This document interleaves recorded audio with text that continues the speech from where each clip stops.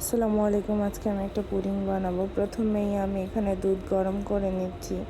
এরপরে ডিম, vanilla essence আর পরিমাণ মতো চিনিগুলোকে আমি ভালো করে মিশিয়ে নেব।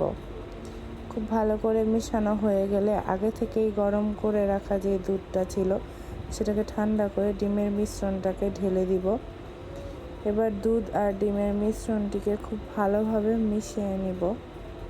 মেশানো হয়ে গেলে আগে থেকে রেডি করে রাখা ক্যারামেলটার মধ্যে দুধের মিশ্রণটাকে ঢেলে দিব। এ পর্যায়ে ঢেলে দেওয়ার পরে আমি এটাকে ওভেনে দিয়ে দিব। তারপর আমার পুডিং রেডি হওয়ার পরে এটাকে খুব সুন্দরভাবে কেটে নিচ্ছি। এবার সার্ভ করার পালা, দেখি কেমন হয়। মাশাআল্লাহ, পুডিংয়ের কালারটা খুব সুন্দর আসছে।